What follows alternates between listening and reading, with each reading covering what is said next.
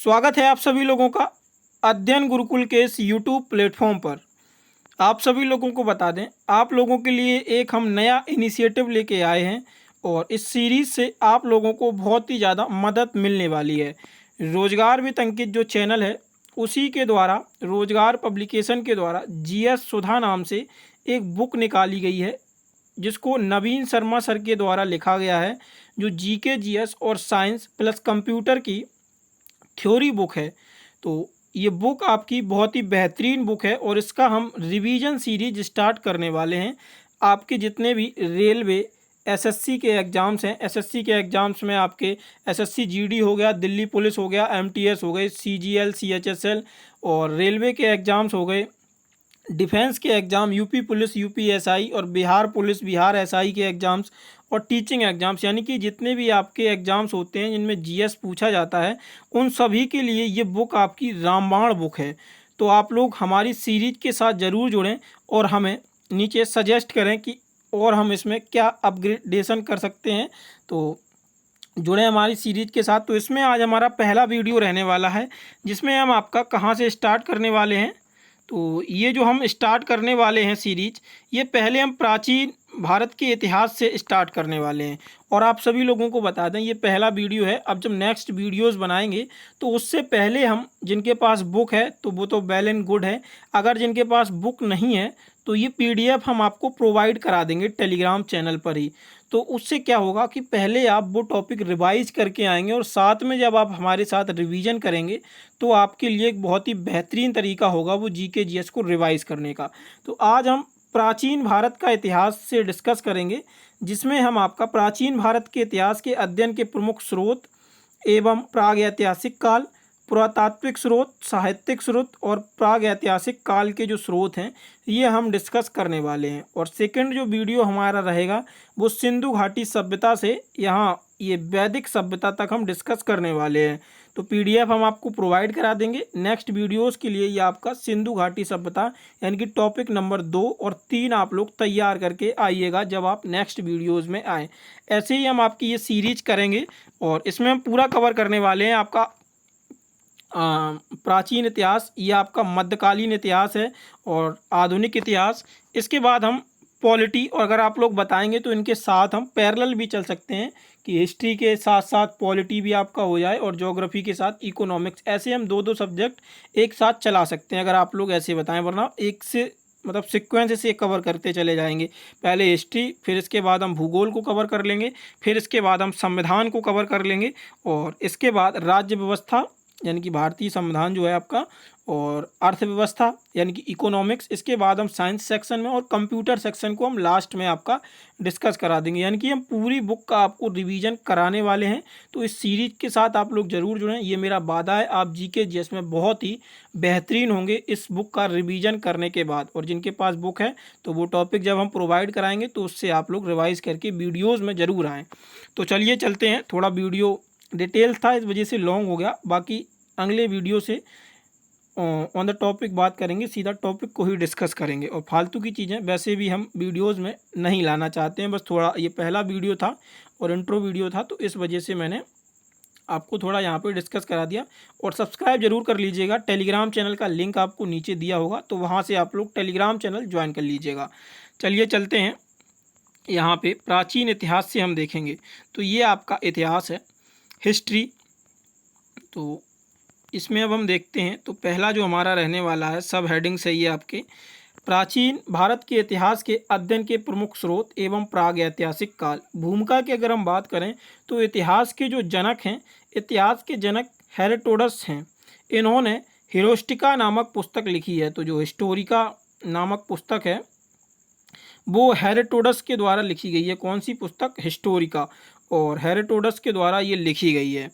इसके बाद आगे हम बात करते हैं इतिहास क्या है।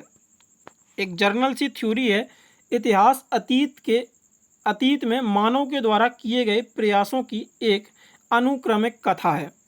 इतिहास के लिए आवश्यक एवं अनिवार्य अंग अतीत सभ्युग मानव के द्वारा किए गए प्रयास तथा घटनाओं का अनुक्रमक प्रसार है।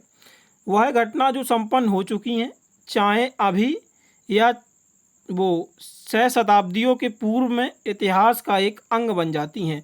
यानी कि इस लाइन का है जो घटनाएं अभी संपन्न हो चुकी हैं या जो पूर्व शताब्दियों में घटनाएं हुई हैं वो जो है एक इतिहास का अंग बन जाता है। इतिहास ऐसी बातों का वृतांत होता है जो भूतकाल में हो गई हैं। यानी कि जो भूतकाल में घटनाएं हो चुकी हैं इतिहास हमें उन्हीं से रूबरू कराता है और इतिहास को हम भूतकालिक वृतांत भी कहते हैं।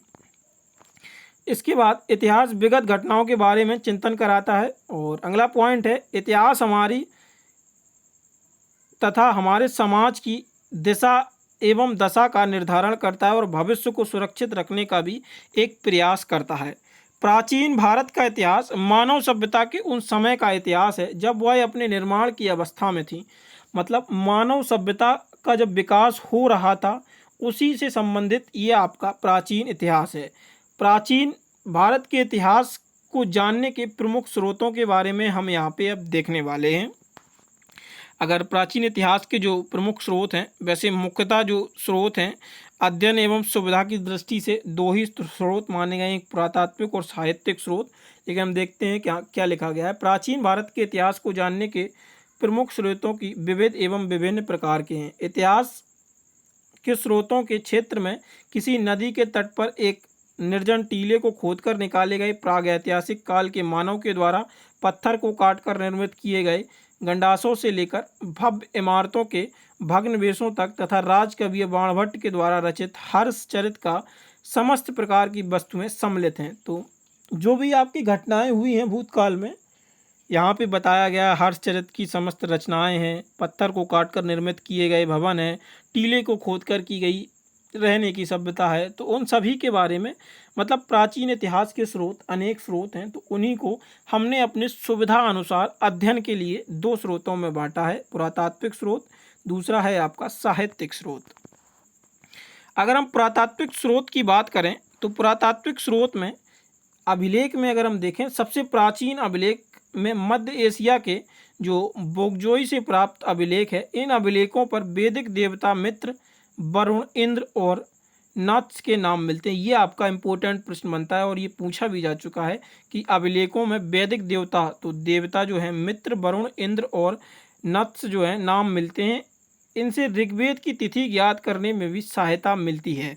और आपका मोस्ट इम्पोर्टेंट पॉइंट जो बनता है सर्वप्रथम कौन सा पॉइंट है कि सर्वप्रथम 1837 में जेम्स प्रिंसिप ने ब्रह्मी लिपि में लिखावट सम्राट ये जो 1837 में जेम्स प्रिंसिप ने ब्रह्मी लिपि में जो लिखावट सम्राट हैं अशोक के अभिलेखों को पढ़ा था। यानी कि 1837 में जेम्स प्रिंसिप के द्वारा अशोक के अभिलेखों को पढ़ा गया था। यहाँ पे ये आपके प्रमुख अभिलेख दिए गए हैं, अक्सर इनसे प्रश्न देखने को मिलते हैं। तो इनको तीन कैटेगराइज किया गया है। एक तो प्रमुख अभिलेख आपके ये दिए गए हैं, संबंधित शासक दिया गया है, विषय वस्तु इनकी दी गई है। तो इसमें हम देखते हैं तो जो हाथी गुम्फा अभिलेख है ये खारवेल शासकों से संबंधित है। ये आपका इम्पोर्टेंट बनता है कि गुफा कौन से शासकों से संबंधित, और कभी कभी इनकी विषय वस्तु भी पूछ ली जाती है तो वो भी आपका इम्पोर्टेंट बनता है। लेकिन विषय वस्तु देख लीजिएगा इतना इम्पोर्टेंट नहीं है, लेकिन संबंधित शासक मोस्ट इम्पोर्टेंट होते हैं अभिलेखों से। तो हाथी गुम्फा जो अभिलेख है ये आपका खारवेल शासकों से संबंधित है। जूनागढ़ अभिलेख और गिरनार अभिलेख जो है ये आपका रुद्रदामन प्रथम से संबंधित है। रुद्रदामन प्रथम की विजय और व्यक्तिगत एवं कीर्तितव्य का विवरण, मतलब जो रचनाएं थी रुद्रदामन प्रथम की, उनकी विजय जो उन्होंने युद्ध जीते और उनके व्यक्तित्व के बारे में इसमें बताया गया है। इसके बाद आता है आपका नासिक अभिलेख। रचनाकार कौन थे? गौतमी बलसरी। सतवाहन कालिक घटनाओं का विवरण मिलता है। गौतमी पुत्र सतकर्णी से संबंधित है। तो सतवाहन वंश का जो सबसे शक्तिशाली शासक माना जाता था तो वो गौतमी पुत्र सतकर्णी को ही माना जाता था। तो नासिक अभिलेख से हमें ये सतवाहन वंश के बारे में जानकारी मिलती है। प्रयाग स्तंभ अभिलेख मोस्ट इम्पोर्टेंट आता है। समुद्रगुप्त, समुद्रगुप्त की विजय एवं नीतियों का विवरण हमें प्रयाग स्तंभ लेख में मिलता है। ऐहोल अभिलेख पुलकेशिन द्वितीय। हर्षवर्धन एवं पुलकेशिन द्वितीय के मध्य युद्ध का इसमें हमें विवरण देखने को मिलता है। इसके बाद आता है भीतरी स्तंभ अभिलेख जो कि आपका स्कंदगुप्त से संबंधित है। स्कंदगुप्त के जीवन की महत्वपूर्ण घटनाओं का विवरण इसमें हमें देखने को मिलता है। और इसके बाद आता है आपका कौन सा, मंदसौर अभिलेख। मंदसौर अभिलेख में मालवा नरेश जो यशोधवर्मन थे, इनके सैनिक उपलब्धियों का विवरण हमें मंदसौर अभिलेख में देखने को मिलता है। इसके बाद हम आगे देखें, स्मारक एवं भवन। प्राचीन काल में भारत में भारी संख्या में मंदिरों का निर्माण हुआ। केंद्रीय अवशेष बिखरे रूप में पूरे देश में स्थित थे। महलों एवं मंदिरों की शैली वास्तुकला के विकास का पर्याप्त प्रकाश पड़ता है। मतलब जो अभिलेख हमें मिलते हैं, कभी कभी कहीं कहीं जो आर्कियोलॉजिकल सर्वे ऑफ इंडिया है खोदता है नीचे ज़मीन में, तो वहाँ पे हमें कभी जो मंदिरों के और भवनों के जो अभिलेख मिलते हैं, मतलब जो अवशेष मिलते हैं उनके, तो उनसे हमें इसमें एक चीज़ देखने को मिली कि मंदिर की शैली क्या थी। अलग अलग जगह पे मंदिरों की अलग अलग शैली थी। तो आप पढ़ते ही होंगे, दक्षिण भारत की शैली मंदिरों की अलग है, उत्तर भारत की शैली अलग है, और एक दक्षिण भारत और उत्तर भारत की शैली से जो मिक्स बनता है मंदिर, उसकी शैली अलग होती है। तो यही हमें इतिहास में भी देखने को मिला, और ये ऐतिहासिक स्रोतों से ही हमने उसको अध्ययन किया।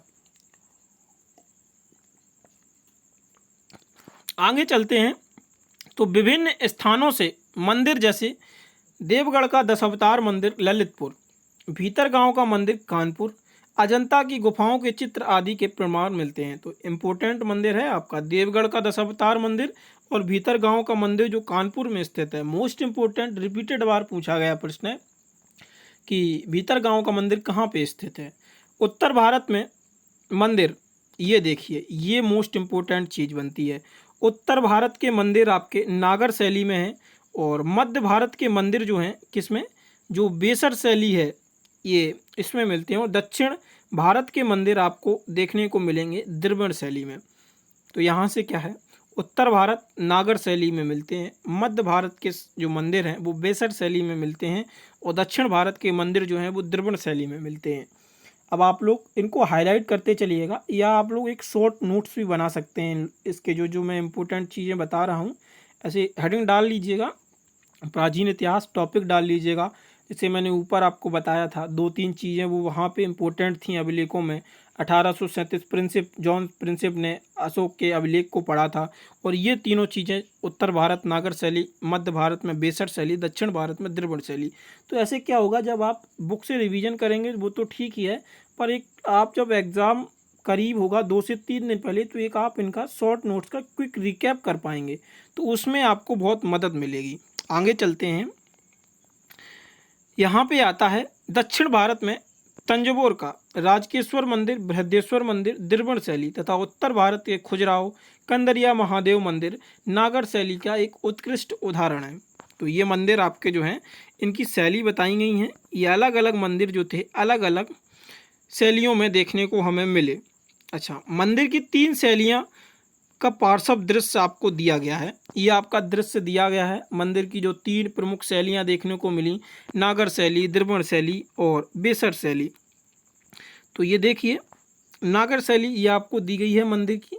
इसके बाद द्रविड़ शैली ये आपको दी गई है, और ये हम बताएंगे आगे जब हम डिस्कस करेंगे। स्टैटिक जीके का ये पोर्शन होता है, तो उसमें अलग अलग इनमें चीज़ें होती हैं कि पहले जो प्रवेश द्वार होता है, मंडप फिर कहाँ होता है मंदिर का, तो ये स्टैटिक जीके का एक पोर्शन होता है। ये बेसर शैली ये आपकी मंदिर की दी गई है चित्र, मंदिर निर्माण शैली का ये चित्र दिया गया था। अच्छा, अब जो इतिहास के अध्ययन में एक बहुत ही महत्वपूर्ण चीज़ आती है, वो क्या है, तो वो सबसे महत्वपूर्ण चीज़ आती है सिक्के।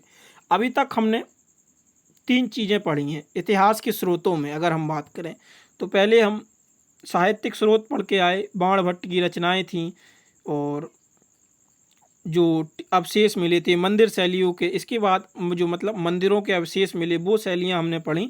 और अब हम सिक्कों की बात करते हैं। सिक्कों से भी इतिहास का पता लगा। पुराने सिक्के तांबा, चांदी, सोना एवं सीसा धातु से निर्मित थे। प्राचीनतम सिक्कों को आहत सिक्के कहा जाता था। आहत सिक्के या पंचमार्ग सिक्के ईसा पूर्व 5वीं सदी के दौरान के हैं। इन सिक्कों पर पेड़, मछली, सांड, हाथी और अर्धचंद्र आदि के चिन्ह निर्मित होते थे। सर्वाधिक सिक्के मौर्योत्तर काल में निर्मित हुए, ये इम्पोर्टेंट पॉइंट बनता है, जो मुख्यतः तांबा, चांदी, सोने एवं शीशे के थे। ठीक है, इसके बाद हम आते हैं यहाँ पे, और सतवाहन वंश की अगर हम बात करें तो सतवाहन शासकों ने शीशे तथा गुप्त शासकों ने सोने के सर्वाधिक सिक्के जारी किए। ये भी आपका इम्पोर्टेंट पॉइंट है। और सर्वप्रथम सिक्कों पर लेख लिखने का कार्य जो है यवन शासकों के द्वारा किया गया था। मतलब जो सिक्के होते हैं उन पर राइटिंग का कार्य जो होता है वो यवन के शासक थे, उनके द्वारा किया गया था। मोहरों में अगर हम बात करें तो प्राचीनतम भारत के इतिहास को लिखने के अवशेषों से प्राप्त मोहरों से अत्यधिक सहायता प्राप्त हुई है। इन मोहरों के माध्यम से तत्कालीन आर्थिक एवं धार्मिक जीवन के बारे में पर्याप्त जानकारी मिलती है। हड़प्पा एवं मोहनजोदड़ो से प्राप्त मिट्टी की मोहरें पर बने धार्मिक चिन्ह प्रतीक से उस समय की धार्मिक स्थितियों का ज्ञान मिलता है। तो मोहरों की बात हुई। इसके बाद मूर्तिकला एवं चित्रकला। मूर्तिकला और चित्रकला में प्राचीन भारत के इतिहास में मूर्तियों का निर्माण कार्य संभवतः कुषाण काल से प्रारंभ हुआ था। गांधार कला की मूर्तियां वैदिक तथा मथुरा कला की मूर्तियां पूर्ण रूप से स्वदेशी हैं। गांधार मूर्ति कला शैली से मुख्यतः बुद्ध की मूर्ति यूनानी देवता अपोलो के समान बनाई गई है। मथुरा कला भरतु एवं सांची की कलाओं के समय निकटतम संबंधित है। वहीं अमरावती, बोध गया, भरतु एवं भरतहु जो सांची जो भरतु स्तूप है आपका, और सांची की मूर्ति कला में जनसाधारण के जीवन की सजीव झलक दिखाई देती है। अजंता में स्थित बौद्धस्तूप और जो पद्मपाणि का चित्र है सर्वाधिक प्रसिद्ध है। प्रायः जो चित्रकारी है अजंता के चित्रों में मानव भाव की एक सुंदर झलक देखने को मिलती है। चित्रकला में माता एवं उसके शिशु और मरणासन राजकुमारी जैसे चित्रों से गुप्तकालीन कलात्मक उन्नति का पूर्ण रूप से आभास होता है। तो यहाँ पे ज़्यादा कुछ इतना इम्पोर्टेंट नहीं था इस पेज पर, बस ये जो मंदिरों की शैली और सिक्कों को जो पहली बार सिक्के चले थे वो आहेत सिक्के थे। तो ये आपका एक डायग्राम यानी कि फ्लो चार्ट के तरीके से दिया गया है। प्राचीन इतिहास के अध्ययन के प्रमुख स्रोत, ये आपके पुरातात्विक स्रोत और साहित्यिक स्रोत। पुरातात्विक स्रोत में अभिलेख, स्मारक एवं भवन, सिक्के, मोहरें, मूर्ति एवं चित्रकला। और इसमें आता है साहित्यिक स्रोत में भारतीय साहित्य और विदेशी साहित्य। भारतीय साहित्य की अगर हम बात करें धार्मिक साहित्य, लौकिक साहित्य और संगम साहित्य। और विदेशी साहित्य में यूनान एवं रोम, चीन के लेखक और अरब के लेखक। फिर हमने जो भारतीय साहित्य को हमने 3 कैटेगराइज यानी कि धार्मिक, लौकिक और संगम में कैटेगराइज किया था। फिर धार्मिक साहित्य को हम 3 साहित्य में कैटेगराइज करते हैं, बौद्ध साहित्य और ब्राह्मण साहित्य, जैन साहित्य। बौद्ध साहित्य में हमें देखने को मिलता है, ये हम यहाँ से डिस्कस कर लेते हैं पूरा। तो जो धार्मिक साहित्य था, इसके बाद ब्राह्मण साहित्य में हमें क्या देखने को मिलता है। ब्राह्मण साहित्य एक बहुत ही वास्ट साहित्य था। इसके बौद्ध साहित्य में सूत्र पिटक, विनय पिटक, अभिधम्म पिटक, मालपिन्हो, बुद्धचरित और दिव्य बदन, कल्पसूत्र जैन साहित्य के हैं। ये भरत और भद्रबाहु चरित्र, भगवती सूत्र और परिशिष्ट पर्वन, ये हमें देखने को मिलता है। लौकिक साहित्य के ये आपको दिए गए हैं, ये इतना इम्पोर्टेंट नहीं होता है पर ये आपको देख लीजिएगा एक बार। और चीनी लेखक तो आपको पता ही होंगे, फान, हानसंग और त्सांग। और अरब के लेखक अल सुलेमान, अल मसूदी और इब्न बतूता। ब्राह्मण साहित्य ये एक वास्ट साहित्य था जिसमें वेद, ब्राह्मण ग्रंथ, अरंड, उपनिषद, वेदांग, उपवेद और षड्दर्शन, महाकाव्य, पुराण, स्मृति ग्रंथ। वेद में हमें देखने को मिले ऋग्वेद, यजुर्वेद, सामवेद, अथर्ववेद। ब्राह्मण ग्रंथ में मिले ऐतरेय और कौशिकी, शतपथ, ये गौपथ जो ब्राह्मण ग्रंथ थे। और मैत्रेय, ऐतरेय ये हमें अरण्य में देखने को मिले, उपनिषद में। तो ये हम आगे सारे डिस्कस करने वाले हैं, इनको हम ऐसे ही मतलब जो फ्लो चार्ट दिया गया है इसमें डिस्कस करने वाले हैं। उपवेद, षड्दर्शन वेद, महाकाव्य, पुराण और स्मृति ग्रंथ। तो चलिए चलते आते हैं साहित्यिक स्रोत में। सबसे पहले साहित्यिक स्रोत तो 2 प्रकार में कैटेगराइज किया गया था, धार्मिक, लौकिक और धर्मोत्तर साहित्य। धार्मिक साहित्य के अंतर्गत ब्राह्मण साहित्य तथा ब्राह्मणोत्तर साहित्य सम्मिलित है। ब्राह्मण साहित्य के मुख्यतः वेद, ब्राह्मण ग्रंथ, अरण्य, उपनिषद और वेदांग, ये आपके साहित्य को कैटेगराइज किया था। वहीं महाकाव्य, महाभारत, रामायण आदि पुराण जैसे स्मृति ग्रंथ इत्यादि भी इसमें सम्मिलित हैं। ब्राह्मणोत्तर साहित्य में बौद्धिक एवं जैन साहित्य की रचनाएं भी सम्मिलित हैं। लौकिक साहित्य में के अंतर्गत ऐतिहासिक ग्रंथ, विदेशी विवरण एवं जीवनियाँ इत्यादि सम्मिलित हैं। यहाँ पे ये नोट दिया गया है। वैदिक साहित्य काल विधि में मुख्य रूप से 4 चरण थे। वेद, ब्राह्मण ग्रंथ, अरण्य एवं उपनिषद में साहित्य का विकास देखा जाता है। ठीक है, वहीं इसमें हम आगे बात करें, आगे आते हैं तो यहाँ पे आता है ब्राह्मण साहित्य। ठीक है, ब्राह्मण साहित्य में आता है वेद। ब्राह्मण साहित्य में सबसे महत्वपूर्ण स्थान वेदों का है। माना जाता है कि वेदों की रचना वैदिक काल में हुई थी। वेद वैदिक काल की संस्कृति दशा के ज्ञान का एकमात्र स्रोत है। वेद संस्कृति भाषा के विद धातु से बना है, जिसका अर्थ होता है जानना या ज्ञान प्राप्त करना। अब ये यहाँ से जो हम सेक्शन पढ़ेंगे और जो हमने ऊपर पढ़ा था बीच में, जो नागर शैली, इसके ऊपर जो सेक्शन पढ़ा था वो इम्पोर्टेंट, और अब ये सेक्शन मोस्ट इम्पोर्टेंट रहने वाला है। यहाँ से अक्सर आपके रिपीटेड प्रश्न देखने को मिलते हैं। तो वेदों की संख्या कैटेगराइज किया हमने 4 तरीकों से: ऋग्वेद, यजुर्वेद, सामवेद, अथर्ववेद। ठीक है, नोट यहाँ पे दिया गया है जो कि इम्पोर्टेंट बनता है आपका। इन चारों वेदों को सम्मिलित रूप से संहिता कहा जाता है। संहिता वैदिक मंत्रों का एक संग्रह होता है। मतलब जो चारों वेदों का कलेक्शन है उसको हम संहिता कहते हैं। श्रवण परंपरा में सुरक्षित होने के कारण इन वेदों की श्रुति भी कहा जाता है। मतलब जो श्रवण परंपरा में सुरक्षित होने के कारण इन वेदों को हम श्रुति नाम से भी जानते हैं। संहिता भी कहते हैं और श्रुति भी कहते हैं। प्रथम 3 वेद यानी कि जो ऋग्वेद, यजुर्वेद, सामवेद को वेदयत्री कहा जाता है, और त्रय शाब्दिक अर्थ 3 वेद होता है। मतलब जो त्री होता है यानी कि वेद, तो जो ये वेद हो गए आपके यजुर्वेद, सामवेद, अथर्ववेद, ऋग्वेद, तो ये तो वेद, और यत्री यानी कि 3 वेद होते हैं। तो जो वेद यत्री होता है तो ये हम 3 वेदों को कहते हैं, ऋग्वेद, यजुर्वेद और सामवेद।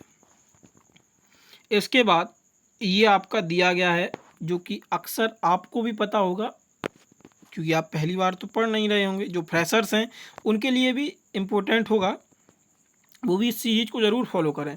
तो वेद, यज्ञ कराने का पुरोहित का नाम और प्रमुख कार्य, ये तीनों ही आपके इम्पोर्टेंट होते हैं। ऋग्वेद तो जो यज्ञ कराने का इसका काम करता है, होता यानी कि होत्र इसको कहते हैं, देवताओं को यज्ञ में बुलाना एवं रचाओं का पाठ करते हुए देवों की स्तुति करना। यजुर्वेद आद्युवर्ग कहते हैं इसको, यानी कि जो याज्ञिक कर्मकांडों का सुचित्र अनुष्ठान होता है, यानी कि अनुष्ठान जो इसमें होते हैं वो यजुर्वेद में। सामवेद उद्गाता या उद्गात्री यानी कि जो रचनाओं का सस्वर गायन है वो हम सामवेद में करते हैं, यानी कि संगीत का संबंध इससे। अथर्ववेद जो पढ़ता है उसको हम ब्रह्मा कहते हैं। यज्ञ का पूर्ण निरीक्षण करना, यह 3 अन्य पुरोहित के भी यज्ञ संपादन का निरीक्षण भी कराता है, अर्थात यह सर्वोच्च पुरोहित होता है।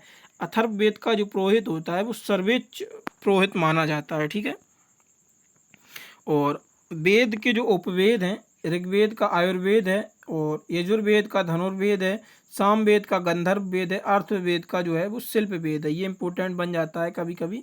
तो वेद के जो उपवेद हैं उनको आप लोग देखिएगा अच्छे से। ऋग्वेद यह सबसे प्राचीनतम एवं विशालतम वेद है, इम्पोर्टेंट है। सबसे प्राचीन वेद ऋग्वेद है और सबसे विशाल वेद भी जो है वो आपका ऋग्वेद है। यह एक ऐसा वेद है जो ऋचाओं में बद्ध है। नोट: रग का शाब्दिक अर्थ छंदों एवं चरणों में युक्त मंत्र होता है। अधिक संख्या विद्वानों ने यह माना है कि ऋग्वेद की रचनाएं 2000 ईसा पूर्व के आसपास हुई थी, एनसीईआरटी के आंकड़ों के अनुसार, और कुछ विद्वान ऋग्वेद को 1500 से 1000 ईसा पूर्व के मध्य मानते हैं। तो ये अलग अलग मत होते हैं विद्वानों के। जो एनसीईआरटी ने माना है वो भी आपको यहाँ पे फैक्ट दिया गया है। बुक बहुत ही बेहतरीन तरीके से लिखी गई है। बुक की जितनी तारीफ़ की जाए उतनी कम है। बस एक बुक से शिकायत है, थोड़ा जो टेक्स्ट का फॉर्मेट था यहाँ पे तो आपको सही दिख रहा होगा पीडीएफ में, जब आप उसको पढ़ते हैं तो थोड़ा छोटा फॉर्मेट कर दिया गया है। वहाँ पे भी एक मजबूरी समझी जा सकती थी, अगर फॉर्मेट बड़ा कर देते तो नंबर ऑफ पेज और लेंदी हो जाते थे, फिर वो बर्डन सी बुक लगने लगती। तो इस वजह से शायद उनको शब्द को छोटा किया गया, जिससे पेजेस को जो है वो और कम किया जा सके, यानी कि कट डाउन किया जा सके। टॉपिक पे आते हैं। यद्यपि ऋग्वेद की कुल 21 शाखाएं थीं, किंतु आज केवल साकल, संख्याएं एवं अश्ववालन शाखाएं ही मिलती हैं। ऋग्वेद में कुल 10 मंडल, 1028 सूक्त तथा 10,588 रचनाएं हैं। मोस्ट इंपोर्टेंट लाइन है, ऋग्वेद में 10 मंडल हैं, 1028 सूक्तक तथा 10,580 रचनाएं देखने को हमें मिलती हैं। 1028 सूक्तों में से ऋग्वेद के साकल पाठ में कुल 10,000 यानी कि 1017 सूक्त हैं। जो 1028 सूक्तों में से ऋग्वेद के साकल पाठ में जो है वो 1017 सूक्तक हैं तथा 11 बालखिल्य सूक्त हैं। ऋग्वेद में सूक्तों में प्रमुख रूप से इंद्र एवं अग्नि देवताओं की प्रार्थना है, तो ये भी आप देख लीजिएगा, इम्पोर्टेंट बनता है। ऋग्वेद में किसकी? अग्नि देवता और इंद्र देवता की प्रार्थना है। अगला आता है, ऋग्वेद का पहला तथा अंतिम यानी कि 10वां मंडल सबसे बाद में जोड़ा गया था, अर्थात संभवतः सबसे नवीनतम एवं बड़े मंडल ये दोनों ही हैं। इन मंडलों में अनेक वंशों और ऋषियों की रचनाएं हैं। ऋग्वेद का दूसरा मंडल सबसे छोटा मंडल है। ऋग्वेद में सबसे प्राचीनतम मंडल दूसरों से 7वें मंडल तक माने जाते हैं तथा 7वें मंडल की रचनाएं सबसे पुरानी मानी जाती हैं। ऋग्वेद के तीसरे मंडल में प्रसिद्ध देवी सूक्त वर्णित हैं, जिसमें सबृत की उपासना गायत्री के रूप में की गई है। ऋग्वेद के तीसरे मंडल में गायत्री मंत्र का भी वर्णन है। मोस्ट इंपोर्टेंट पॉइंट, ऋग्वेद के किस मंडल में गायत्री मंत्र का वर्णन मिलता है? तो तीसरे मंडल में हमें गायत्री मंत्र का वर्णन मिलता है और जिसकी रचना विश्वामित्र ने की थी। तो इम्पोर्टेंट पॉइंट बन जाता है, नोट कर लीजिएगा। ऋग्वेद का 7वां, 8वां, 9वां क्रमांश वरुण और कर्ण और ऋषि व सोम देवता को समर्पित है, ये भी इम्पोर्टेंट बनता है। अगला पॉइंट आता है, ऋग्वेद के 10वें मंडल में सर्वाधिक सूक्त वर्णित हैं, जिसमें पुरुष सूक्त, नदी सूक्त, नास्तीय सूक्त, विवाह सूक्त यानी कि सूर्य सूक्त प्रमुख है। विवाह सूक्त को हम सूर्य सूक्त के नाम से भी जानते हैं। ऋग्वेद का विवाह सूक्त जो सूसन और पूषण देवता को समर्पित है, जिसकी रचनाएं सूर्य ने की थी, इस कारण ये सूर्य सूक्त भी कहा जाता है। नोट आ गया है, नोट को देख लेते हैं। ऋग्वेद के 10वें मंडल का 85वां सूक्त विवाह सूक्त ब्रह्मा विवाह से संबंधित है। इसके अंतर्गत सूर्य की पुत्री सूर्य तथा सोम के विवाह का वर्णन है। ऋग्वेद में देवताओं के रूप में संविता, रुद्र, मित्र, वरुण, सूर्य, मारुत एवं उषा देवी का भी उल्लेख मिलता है। लक्ष्मी एवं अयोध्या का उल्लेख सर्वप्रथम ऋग्वेद में हुआ है। ब्रह्मा का उल्लेख ऋग्वेद में कहीं पर भी नहीं हुआ है। अगला प्रश्न आता है, अगला प्रश्न नहीं है, सॉरी, जो आपकी लाइन है, ऋग्वेद में आर्यों के शत्रु के रूप में पाणी, दास एवं अरि का उल्लेख है। ऐत्रेय एवं कौस्तकी ऋग्वेद के प्रमुख उपनिषद हैं। इसके बाद आता है आपका यजुर्वेद। वीडियो आप लोगों को इरिटेट तो नहीं हो रहे हैं, थोड़ा हमें बताते चलिएगा। ये रिवीजन सीरीज है तो एक स्पीड भी बना के चल रहे हैं हम लोग। ऐसा नहीं है कि पहली बार पढ़ रहे हैं, बिल्कुल स्लो ऐसे पढ़ें। यजु का शाब्दिक अर्थ यज्ञ होता है। यजु में यज्ञ संबंधी सूक्तों का संकलन कर्मकांड प्रधान होने की वजह से यजुर्वेद को हम कर्मकांडीय वेद भी कहते हैं। तो आप बोर हो जाएंगे, एक फ्लो, एक स्पीड होनी चाहिए, क्योंकि आप भी पढ़ के आए हैं। बस आपको इम्पोर्टेंट पॉइंट्स पे फोकस करना, और हम बताते भी चल रहे हैं।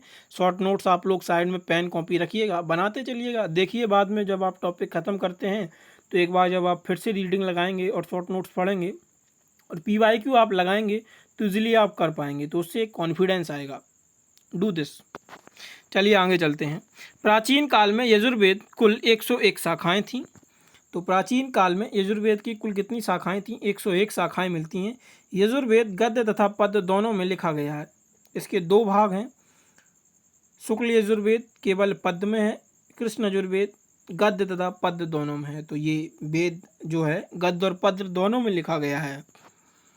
नोट, शुक्ल यजुर्वेद की प्रसिद्धि शाखा वात्स्यायनी संहिता तथा कुषाण यजुर्वेद की सर्वाधिक प्रसिद्ध शाखा जो तैत्तिरीय संहिता है ये है आपकी। इसके बाद ये आपके इम्पोर्टेंट नहीं है तो इसको हम यहाँ पे स्किप कर रहे हैं, डायरेक्ट अब हम सामवेद पे आते हैं। सामवेद, साम का अर्थ होता है गान, यानी कि सामवेद जो होता है संगीत से संबंधित है प्रमुख। सामवेद में प्रमुख रूप से यज्ञों के अवसर पर गाए जाने वाले मंत्रों का संकलन है। सामवेद में मुख्यतः सूर्य स्तुति मंत्र है। सामवेद के मंत्रों का प्रयोग यज्ञ में देवताओं के आवाहन हेतु उच्च स्वर के उद्गाता और उद्गात्री द्वारा किया जाता है। सामवेद छंदोबद्ध है, यानी कि 75 मात्राओं को छोड़कर शेष मात्राएं ऋग्वेद में भी उपलब्ध होती हैं। सामवेद में मंत्रों के ये मात्राएं पढ़ गए हैं हम, रियली सॉरी। सामवेद जो है वो छंदोबद्ध है एवं 75 मंत्रों को छोड़कर शेष मंत्र जो हैं वो ऋग्वेद में भी उपलब्ध होते हैं। सामवेद के मंत्रों के गान में लय एवं स्वर का विशेष रूप से विधान है, क्योंकि संगीत का है तो लय और स्वर का तो इसमें विशेष रूप से विधान होना ही चाहिए। सामवेद का महत्व संगीत की दृष्टि से बहुत अधिक है। सामवेद को भारतीय संगीत का जनक भी कहते हैं। माना जाता है कि 7 स्वरों की उत्पत्ति सामवेद से हुई है। सामवेद में ग्रामगे स्वर विशेष गानों की भी संख्या सर्वाधिक है। प्राचीन ग्रंथों की सूचना के आधार पर माना जाता है कि सामवेद की कुल 1000 शाखाएं थी। वर्तमान में उपलब्ध 3 से 4 शाखाओं में से कौथुम शाखा सर्वाधिक लोकप्रिय है। सामवेद में पंचविंश जो तांड ब्राह्मण है सरस्वती नदी के प्रकट तथा विलुप्त होने का भी विवरण होता है। इसके बाद आता है अथर्ववेद। अथर्ववेद यह सबसे नवीनतम वेद है। अथर्ववेद सबसे नया है और ऋग्वेद सबसे पुराना है। इस वेद में यज्ञ के विभिन्न विषयों का संकलन है। वैदिक परंपरा में अथर्ववेद को ब्राह्मण वेद भी कहा गया है, अर्थात यह ब्राह्मण नामक ऋग्वेद के उपयोग से होता है। अथर्ववेद को 20 कांडों में विभाजित किया गया है। ये आपके इम्पोर्टेंट नहीं है तो इसको हम यहाँ पे भी स्किप कर रहे हैं, इतना जरूरी नहीं है ये, और यहाँ से प्रश्न बनता भी नहीं है। हाँ, ये देख लीजिएगा, ब्राह्मण ग्रंथ, ये आपका इम्पोर्टेंट प्रश्न बनता है। वेद और ब्राह्मण ग्रंथ, ऋग्वेद के जो ऐतरेय और कौशिकी हैं ये आपके ब्राह्मण ग्रंथ हैं। यजुर्वेद के शतपथ और जो तैत्तिरीय हैं। सामवेद के पंचविंशी और पंडविंश हैं और अथर्ववेद के गौपथ हैं। अरण्य आता है, अरण्यक। अरण्यकों की रचना वनों में हुई थी। वनों में रहकर चिंतन करने वाले ऋषियों को वैदिक कर्मकांडों से दूर रहकर उनमें प्रतीक खोजने की चेष्टा की थी।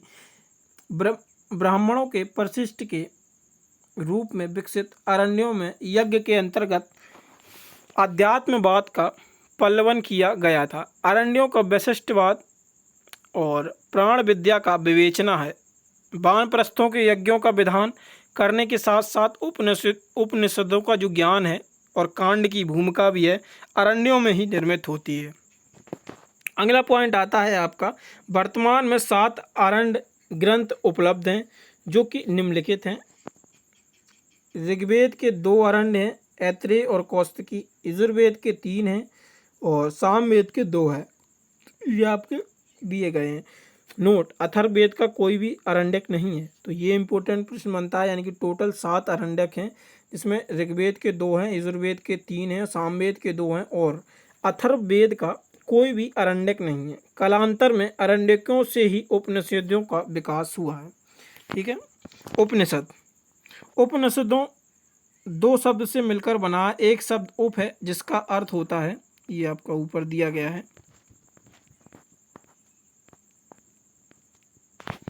समीप, तथा दूसरा शब्द है निषद जिसका अर्थ होता है बैठना, यानी कि समीप बैठना।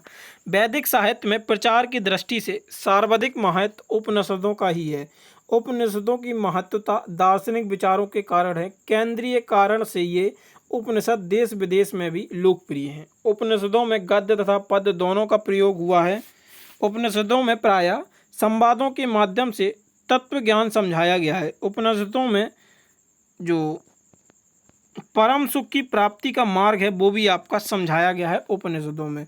मुख्यतः प्राचीन उपनिषद हैं उनकी संख्या 13 थी, लेकिन कालांतर में इसकी संख्या शताधिक यानी कि 100 से अधिक, शताधिक जो होता है 100 से अधिक होता है, 100 से अधिक मानी जाती है।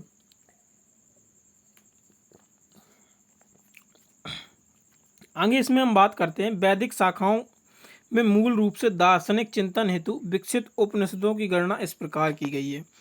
तो जो ये आपको बता ही चुके हैं, हम ऊपर भी 2-3 बार डिस्कस कर चुके हैं। ऐतकी और कौशिकी ऋग्वेद से संबंधित हैं, ईसा और ब्रह्मदारण्यक जो है शुक्ल यजुर्वेद से संबंधित हैं, कंठ मैत्रेयी यानी कि मैत्री तैतरी और श्वेताश्वर ये कृष्ण यानी कि यजुर्वेद से संबंधित हैं, जैमिनीय सामवेद से संबंधित हैं, मुंडक मुंड्यूक एवं प्रश्न अथर्ववेद से आपके ये संबंधित हैं। वेदांत दर्शन का विषय उपनिषद के आधार पर ही है, जिसके परिणाम स्वरूप ब्रह्मसूत्र की रचना बादरायण ने की है। ब्रह्म के 3 लक्षण सत्य चित्र आनंद की व्याख्या उपनिषदों में ही सम्यक रूप से की गई है। शंकराचार्य के 10 उपनिषदों पर भाष्य लिखकर अद्वैत मत का जो परिवर्तन है वो किया गया है। शंकराचार्य ने किसका, जो अद्वैतवाद है उसका किया था। तो यहाँ से आपका ये भी आपके किसी काम का नहीं है, क्योंकि एग्ज़ाम में जो चीज़ पूछी जा रही है उसको डिस्कस करना अच्छा लगता है। ठीक है, ये हाँ वेदांग की दृष्टि से ये इम्पोर्टेंट बनता है। शिक्षा वेद की नाक होती है। शिक्षा जो है क्या है, वेद की नाक। कल्प क्या है, वेद के हाथ होते हैं। व्याकरण वेद का मुख होता है। निरुक्त वेद के कान होते हैं। छंद वेद के जो वेद होता है उसके पैर होते हैं। और ज्योतिष वेद के नेत्र होते हैं। स्क्रीनशॉट ले लीजिए, शॉर्ट ट्रिक में लिख लीजिएगा कहीं, क्योंकि ये अक्सर पूछा गया है और पिछली बार भी जो एग्ज़ाम हुआ था वहाँ से पूछा गया था कि कल्प किस क्या संबंधित है वेदांग की दृष्टि से, तो आप लोग वहाँ बता सकेंगे। वेद के हाथ होते हैं कल्प। शिक्षा वेद की नाक होती है। व्याकरण वेद का मुख होता है। निरुक्त वेद के कान होते हैं। छंद वेद के जो वेद होता है उसके पैर होते हैं। और ज्योतिष वेद के नेत्र। यहाँ से एक आइडिया मैं देता हूँ। शिक्षा, व्यक्ति के पास शिक्षा है तो उसकी समाज में नाक जो है बहुत ऊपर रहेगी। ज्योतिष, ज्योतिष से हम क्या है देख सकते हैं, तो नेत्र ज्योतिष। व्याकरण बोलने की कला, व्याकरण मुख। कल्प छंद। ये तो आप 2-3 याद कर लीजिएगा, 2-3 की मैंने ट्रिक बता दी। चलिए आगे चलते हैं। इन 6 अंगों को समझने वाला व्यक्ति वेदों का सही रूप से उच्चारण, अर्थबोध तथा यज्ञ कार्य कर सकता है। नोट, वेदांग को गद्य में सूत्र रूप में लिखा गया है। इन सभी 6 वेदांगों के नाम तथा क्रम का उल्लेख सर्वप्रथम मुंडक उपनिषद में मिलता है। शिक्षा कल्प, तो ये ऊपर बता ही दिया है। मुख्यतः उनके जो होते हैं ये भी पूछा जाता है कि शिक्षा क्या है, नाक होती है, ज्योतिष क्या होता है, नेत्र होता है, ये एग्जाम में पूछा जाता है। महाकाव्य की बात करते हैं। महाकाव्य की अगर हम बात करें तो महाकाव्य में आपको पता ही होगा, महाभारत से प्राचीनतम राजनीतिक, सामाजिक एवं धार्मिक स्थिति का पता चलता है। महाभारत की रचना मोस्ट इम्पोर्टेंट है, महर्षि वेदव्यास ने की थी। किसकी, महाभारत की जो रचना है वो महर्षि वेदव्यास के द्वारा की गई थी। महाभारत का पुराना नाम जय संहिता है। कई बार एग्जाम्स में पूछा गया है जय संहिता किसका नाम है, तो महाभारत का जो पुराना नाम है वो जय संहिता था। और इसकी रचना जो थी महर्षि वेदव्यास ने इसकी रचना की थी। महाभारत को हम पंचम वेद के नाम से भी जानते हैं। महाभारत में कुल पर्वों की संख्या जो है वो आपकी 18 दी गई है। इसके बाद आगे आते हैं तो यहाँ पे भगवत गीता के बारे में भी आपको मिलेगा देखने को। महाभारत का सबसे बड़ा पर्व शांति पर्व है। भगवत गीता महाभारत के 6वें पर्व अर्थात भीष्म के पर्व का ही एक भाग है। तो जो भगवत गीता है वो महाभारत का जो 6वां पर्व है अर्थात भीष्म पर्व का ही एक भाग है भगवत गीता। भगवत गीता में स्त्रियों को शूद्र के समकक्ष माना गया है। भगवत गीता को स्मृति प्रधान भी कहा गया है। महाभारत में हस्तिनापुर के कुरु राजवंश का विवरण मिलता है। तो जो हस्तिनापुर में कुरु राजवंश था उसका विवरण यहाँ पे देखने को मिलता है। रामायण की रचना महर्षि वाल्मीकि ने की थी। रामायण को भी पंचम वेद कहा जाता है। रामायण में कुल कांडों की संख्या कितनी है, 7 है। तो उत्तरकांड, बालकांड, तो ये आपको देखने को मिलते हैं। कौन कौन से, उत्तरकांड हो गया, बालकांड हो गया, अयोध्या कांड हो गया, लंका कांड हो गया। उत्तरकांड, बालकांड, अयोध्या कांड, लंका कांड, सुंदर कांड। 2 मुझे याद नहीं आ रहे हैं, रिकॉल नहीं कर पा रहे हैं, तो ये आप लोग देख लीजिएगा। प्राग ऐतिहासिक काल। प्राग ऐतिहासिक काल का जिसका कोई लिखित साक्ष्य उपलब्ध नहीं है, यानी कि प्राग ऐतिहासिक काल ऐसा काल है जिसके हमें लिखित साक्ष्य नहीं मिले हैं। हम कह सकते हैं कि इस काल का इतिहास पूर्व रूप से उत्खनन में प्राप्त पुरातात्विक साक्ष्यों पर निर्भर करता है। जो उत्खनन में हमें चीज़ें मिली हैं उनसे ही हम आइडिया लगा सकते हैं, ऐसा कोई लिखित साक्ष्य हमें प्राप्त नहीं है। पाषाण काल का विभाजन 3 कालों में किया गया है: पुरापाषाण काल एवं पूर्व पाषाण काल, मध्य पाषाण काल और नवपाषाण काल। पुरापाषाण काल या पूर्व पाषाण काल, पुरापाषाण संस्कृति का उदय अभिनूतन युग में हुआ था। माना जाता है कि इस युग का धरती बर्फ से ढकी थी। मतलब जब ये युग स्टार्ट हुआ तो उस समय ऐसा माना जाता है कि जो धरती थी वो बर्फ से चारों ओर से ढकी हुई थी। पुरापाषाण काल की संस्कृति के अवशेष सोहन नदी घाटी, बेलन नदी घाटी एवं नर्मदा नदी घाटी से हमें देखने को मिलते हैं। मध्य प्रदेश के भोपाल के समीप भीमबेटका नामक चित्रित शिलास्त्रों से भी पुरापाषाण काल की संस्कृति के हमें अवशेष जो हैं वो देखने को मिलते हैं। वहीं पुरापाषाण काल में हथियारों का आविष्कार एक महत्वपूर्ण घटना थी। पुरापाषाण काल को मानव के द्वारा प्रयोग किए जाने वाले पत्थरों के औजारों के फलस्वरूप एवं जलवायु के होने वाले परिवर्तन के आधार पर 3 अवस्थाओं में विभाजित किया गया था: निम्न पुरापाषाण काल और या पूर्व पुरापाषाण काल, मध्य पाषाण काल और उच्च पुरापाषाण काल। तो इनको 3 भागों में डिवाइड किया गया था। निम्न पुरापाषाण काल या पूर्व पुरापाषाण काल, सर्वप्रथम इस काल के उपकरण पंजाब पाकिस्तान की सोहन नदी घाटी से प्राप्त हुए थे, जिस कारण इसे सोहन संस्कृति भी कहा जाता है। सोहन संस्कृति शब्द का सर्वप्रथम प्रयोग 1936 में एच.डी. टेरा ने किया था। इस काल के उपकरणों को हम 2 भाग में विभाजित करते हैं: चॉपर चॉपिंग पेबुल संस्कृति और हस्त कुठार संस्कृति। चॉपर चॉपिंग शब्दावली का प्रयोग सर्वप्रथम एच.एल. मोबियस ने किया था और चॉपर उपकरण बड़े आकार वाले उपकरण हैं जो पेबुल से निर्मित थे। चॉपिंग उपकरण द्विधारी होते थे। अगला आता है हस्त कुठार संस्कृति को मद्रासी संस्कृति भी कहा जाता है। सर्वप्रथम हस्त कुठार संस्कृति उपकरण जो पल्लव वन मद्रास के रॉबर्ट ब्रूस फूट ने प्राप्त किए थे। सोहन संस्कृति एवं मद्रास संस्कृति के इकट्ठे मिलने के परिणाम चित्तौड़गढ़ राजस्थान से हमें प्राप्त होते हैं। निम्न पुरापाषाण काल या पूर्व पुरापाषाण काल के जो प्रमुख स्थल थे वो सोहन नदी पाकिस्तान के पंजाब में, कश्मीर, थार के रेगिस्तान के कुछ क्षेत्र राजस्थान के चित्तौड़ के जो डीडवाना में है, और बेलन नदी घाटी और नर्मदा नदी घाटी से यहाँ पे हमें ये साक्ष्य देखने को मिले थे। इसके बाद आगे हम डिस्कस करें तो यहाँ पे जो आपके देखने को मिले थे मध्य पाषाण काल में, तो मध्य पाषाण काल का यहाँ पे डिस्कस करते हैं। फलकों यानी कि ब्लेड्स की अधिकता के कारण इस काल को हम फलक संस्कृति भी कहते हैं। इस काल में खुरचनी तथा वेदक सबसे महत्वपूर्ण उपकरण थे, जिस कारण से खुरचनी वेदक संस्कृति भी कहा जाता है। तो ये आपके यहाँ पे कुछ काम के नहीं है, बस एक पॉइंट जो इसमें इम्पोर्टेंट है ये आपका आता है। जो एच.डी. संकाली ने सर्वप्रथम मध्य पाषाण संस्कृति चरण की खोज जो है वो नेवासा महाराष्ट्र में की थी। एच.डी. संकालिया ने गोदावरी नदी के तट पर नेवासा महाराष्ट्र के मध्य पुरापाषाण काल की संस्कृति के प्रारूप स्थल घोषित किया था। तो ये आपके जो क्षेत्र थे ये आपके मिले थे नेवासा महाराष्ट्र में, सौराष्ट्र का क्षेत्र गुजरात में, चकिया उत्तर प्रदेश, वाराणसी में, सिंगरौली बेसन उत्तर प्रदेश के मिर्जापुर में, भीमबेटका गुफाएं मध्य प्रदेश में, ब्यास, बाणगंगा एवं सिरसा नदी जो थी आपकी हिमाचल प्रदेश में देखने को मिली थी। उच्च पुरापाषाण काल, तो उच्च पुरापाषाण काल में जो प्रमुख स्थान थे ये आप लोग देख लीजिएगा: बूढ़ा पुष्कर राजस्थान में, पटड़े, भदड़े एवं इमामगांव महाराष्ट्र में, भीमबेटका आपकी मध्य प्रदेश में, सिंह भूमि झारखंड, रेनीकूट, बेमुला एवं कुरनूल में स्थित गुफाएं आंध्र प्रदेश में हैं, और सोरापुर दोआब क्षेत्र कर्नाटक में। आधुनिक स्वरूप वाले मानव अर्थात हेमोसेपियंस का जो उच्च उदय था उच्च पुरापाषाण काल की ही मुख्य विशेषता थी।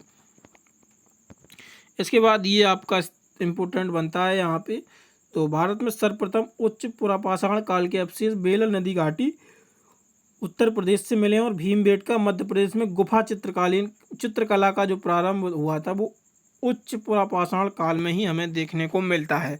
मध्य पुरापाषाण काल को हम जो हैलोसिन युग के साथ साथ प्रारंभ हुआ था।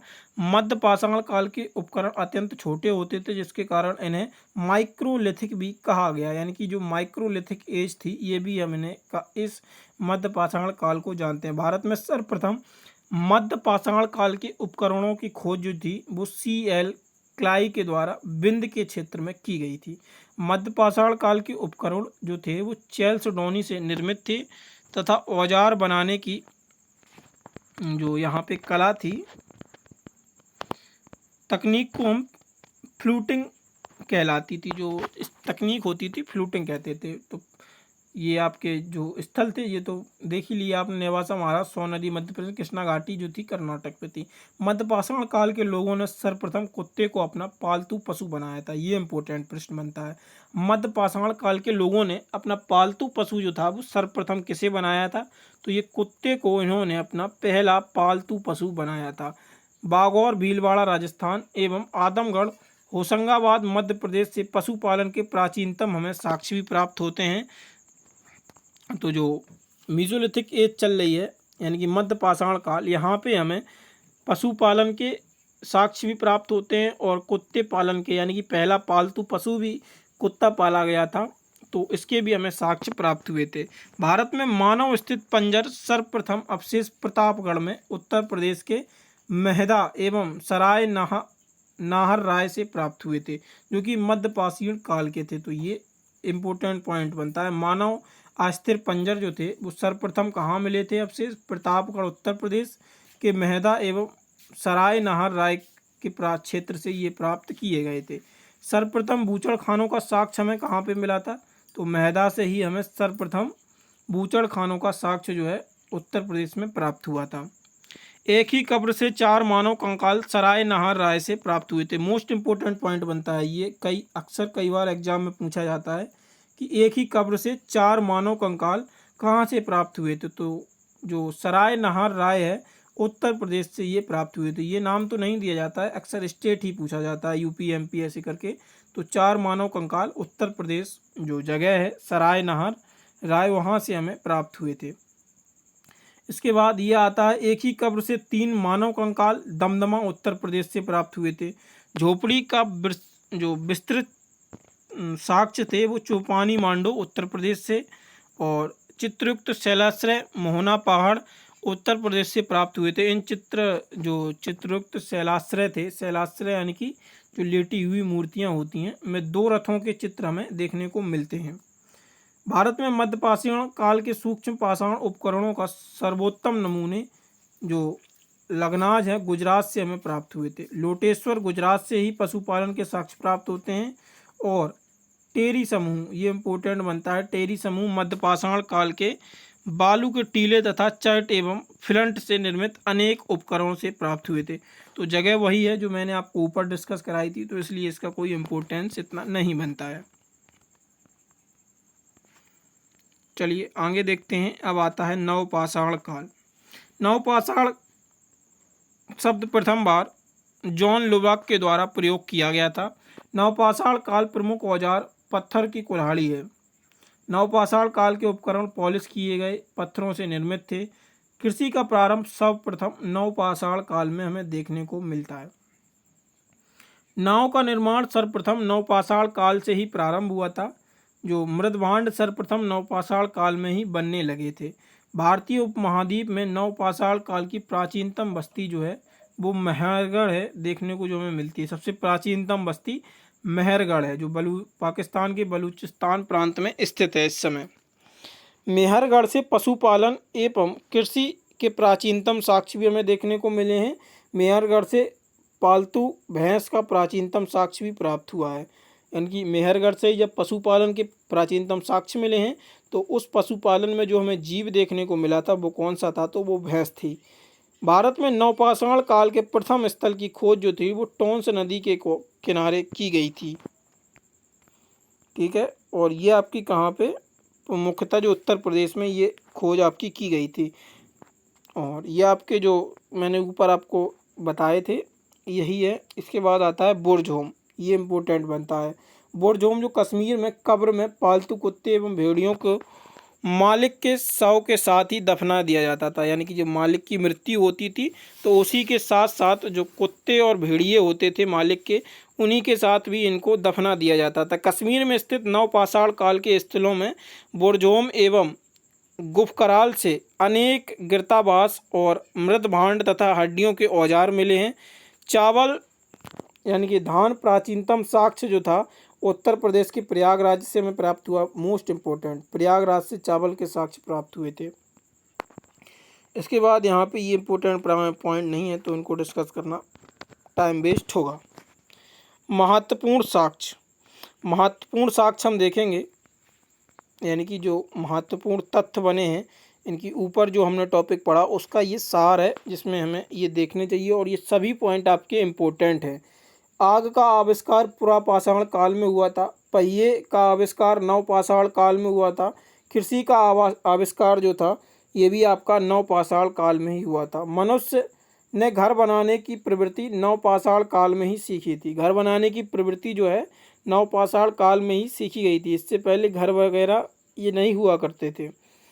और मनुष्य ने सबसे पहले कुत्ते को अपना पालतू पशु बनाया था, जो कि मैंने आपको ऊपर बताया था, क्योंकि ये क्विक रिकैप है, एक महत्वपूर्ण तथ्य जो हैं आपके बने हैं ऊपर की समरी से। और आपने भी जो मैंने बताया था स्टार्टिंग में नोट्स जो आप बना रहे होंगे उसमें भी आप देखेंगे तो हाईलाइट होंगे वो पॉइंट्स जो मैंने बताए थे, वो आपको ये महत्वपूर्ण तथ्य में देखने को मिल जाएंगे। पुरापाषाण काल में मानव की जीविका का मुख्य आधार जो होता था वो शिकार होता था। पुरापाषाण काल में पत्थर के औजार सबसे पहले पाए गए थे। भीमबेटका पुरापाषाण काल की एक प्रसिद्ध स्थल मध्य प्रदेश में स्थित है। उच्च पुरापाषाण में हड्डियों की बनी मातृ देवी की प्रतिमा बेलन घाटी उत्तर प्रदेश से हमें प्राप्त होती है। प्राचीन भारतीय इतिहास में नवपाषाण में मिट्टी के बर्तनों का पता लगाया गया था। मनुष्य ने सबसे पहले तांबा धातु का प्रयोग किया था और मनुष्य के द्वारा प्रयोग किए जाने वाला औजार जो था सबसे पहला कुल्हाड़ी था। और वो कुल्हाड़ी मैंने ऊपर बताया था किसका बना हुआ था, तो जो पत्थर की थी वो पत्थर की कुल्हाड़ी बनी हुई थी। आगे देखते हैं।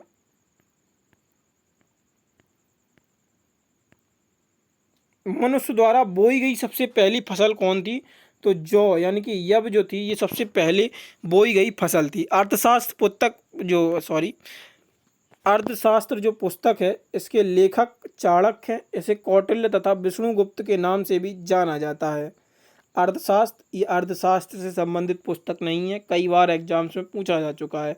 तो इकोनॉमिक्स से इसका कोई भी संबंध नहीं है, यानी कि अर्थशास्त्र से इसका कोई संबंध नहीं है। ये एक राजनीति शास्त्र की पुस्तक है जिसको अर्थशास्त्र के नाम से लिखा गया है।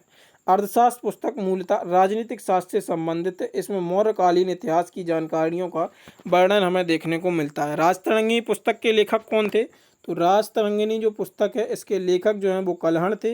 इसमें कश्मीर के राजाओं के इतिहास का वर्णन हमें देखने को मिलता है। अष्टाध्यायी पुस्तक के लेखक, अष्टाध्यायी जो पुस्तक है इसके लेखक पाणिनि हैं। यह एक संस्कृत व्याकरण ग्रंथ है। अष्टाध्यायी की जो पाणिनि पुस्तक है किसकी है, संस्कृत व्याकरण ग्रंथ की ये पुस्तक है। कथा जो सरित सागर है रचनाकार सोमदेव थे। साहित्यिक कृति मूल रूप से संस्कृत भाषा में ये लिखी गई है। तमिल भाषा में सबसे प्राचीनतम जो काव्य लिखा गया था वो शिल्पक्कम दिकारम यानी कि रत्न जड़ित पायल 5वीं-6वीं शताब्दी ईस्वी में इंग्लो अधिगल द्वारा लिखा गया था। प्रमुख साहित्यिक रचनाएं एवं उनके लेखक यहाँ पे दिए गए हैं, तो जो आप ऊपर पढ़ चुके थे। अष्टाध्यायी पाणिनि, महाभाष्य पतंजलि के द्वारा लिखा गया था। मालविका अग्निमित्रम कालिदास के द्वारा। अर्थशास्त्र चाणक्य एवं कौटिल्य जो मौर्य काल के बारे में जानकारी देती है। इसके बाद बृहत कथा मंजरी जो क्षेमेंद्र के द्वारा लिखा गया था। और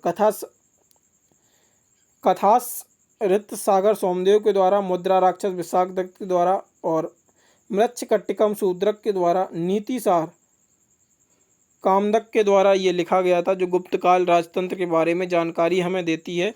और हर्षचरित्र बाणभट्ट के द्वारा। रामचरित जो संध्याकर नंदी थे उनके द्वारा, राजतरंगिणी कलहड़ के द्वारा, पृथ्वीराज रासो चंद्रबरदाई के द्वारा, जो पृथ्वीराज रासो, राजतरंगिणी भी याद रखना है, कलहड़ ने जो कश्मीर राजवंश था उसके बारे में क्रमबद्ध जानकारियां दी थी। और पृथ्वीराज रासो चंद्रबरदाई के द्वारा लिखी गई थी पृथ्वीराज तृतीय यानी कि पृथ्वीराज चौहान की उपलब्धियों के बारे में ये जानकारी देती है।